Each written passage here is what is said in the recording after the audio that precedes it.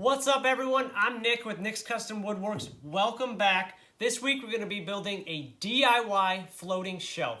We've had a ton of requests on how to build a floating shelf, so this week we're going to dive in and show you guys how to do it. Now this design is probably one of the easiest DIY floating shelves you can do. All you'll need for materials is a regular 2x4 from your local home improvement store. And for the shelf, we're going to be using poplar. Poplar is a great wood species when you're painting. You can also stain it, or you can use pine or any other wood species that you'd like.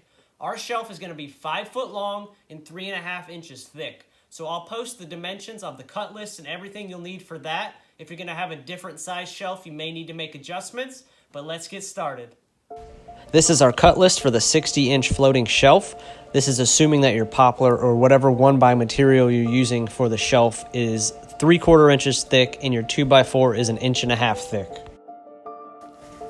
Now I'm going to cut all of our pieces to the correct length on the miter saw.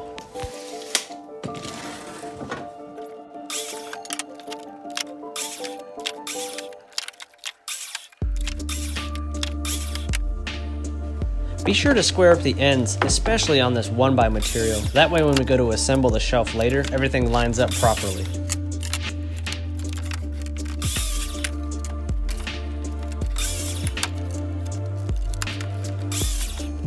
Now that we got all of our lengths cut, we're going to head over to the table saw and get everything cut to the proper width.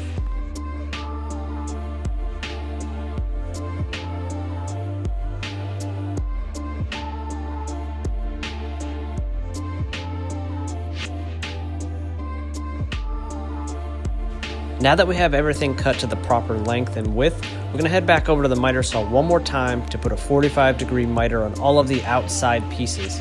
These are the 3.5 inch wide pieces on the left part of the screen, the 2 8-inch, and then one 60-inch long piece.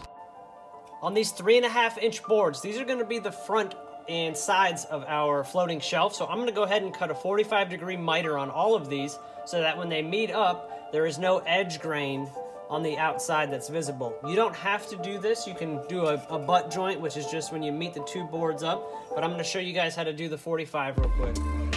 So you just set your saw at 45 degrees. You make a cut. There you go.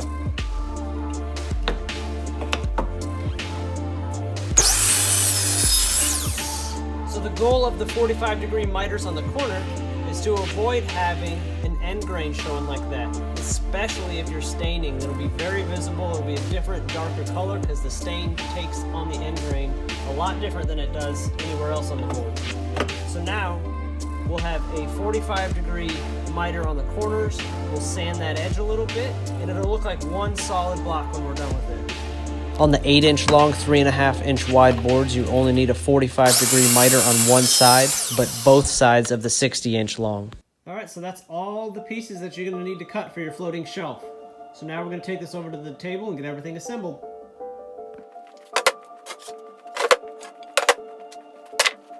So the first thing we're going to do is assemble the perimeter of the floating shelf, or the outside of it, which are these 45-degree miters that we just cut. We're going to be using Titebond Quick and Thick and getting a little assistance with our pin nailer.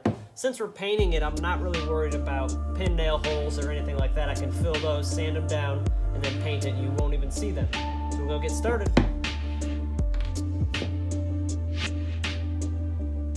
The reason that I'm using Titebond Quick and Thick glue is for basically what the name suggests. It's quick. It dries a lot faster, and it's thick, so you can put it on and it kind of stays where it's at. It's easy to work with. You can use regular wood glue. I just prefer this on smaller projects like this.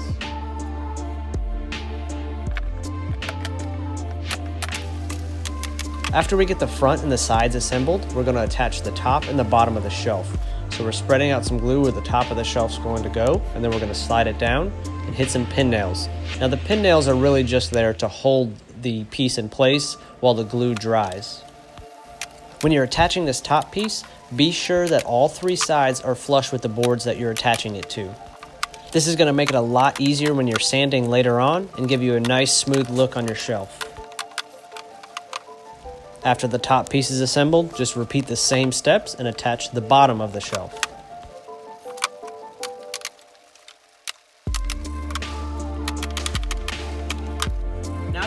floating shelf assembled. We're going to set this to the side so that it can dry, and we'll sand it in the morning. Now we're going to move on to the bracket. So this will be the mounting bracket that the shelf actually slides onto on the wall, which is why we cut this down to the size we did, so that it slides in just like that on the wall.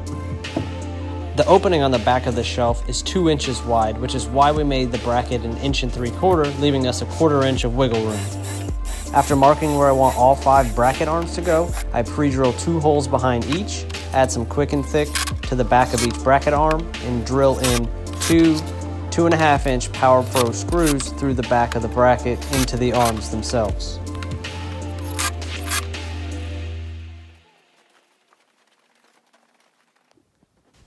Now that we're done assembling the bracket and the floating shelf, we're going to let both pieces sit overnight so that the glue can dry. Now that the glue's had time to dry overnight, I'm going to add wood filler to the little pinholes on the front and sides of the shelf and then sand that down.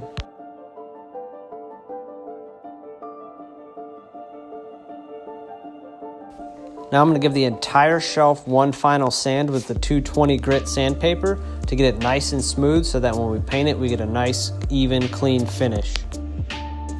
Don't worry about doing any sanding or cleaning up of the bracket because it's going to be entirely covered by the floating shelf.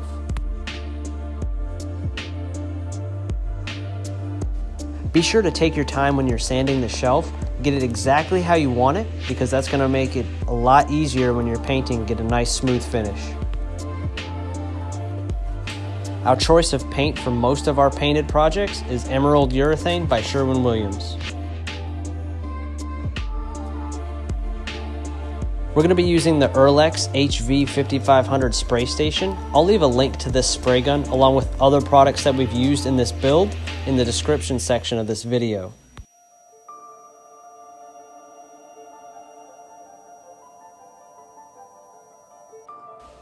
After 3 coats of paint, the shelf is done and ready to be hung up. Now the first thing we're going to do is attach the shelf bracket to the wall. If you're attaching it to drywall, be sure to locate your studs so that you can drive screws in through the bracket to the studs so you have a nice strong hold.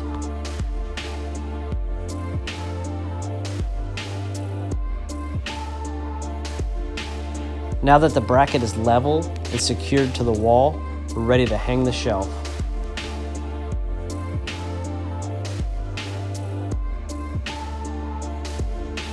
Just slide your floating shelf over the bracket and you're done. If you want to secure the shelf to the bracket, you can add a couple screws through the top of the shelf into the bracket and that'll hold it in place. Congratulations on building yourself a floating shelf. If you guys want to build something specific, drop it in the comment section below and be sure to subscribe so you can catch every week's DIY tip, trick, or build. See you guys next week.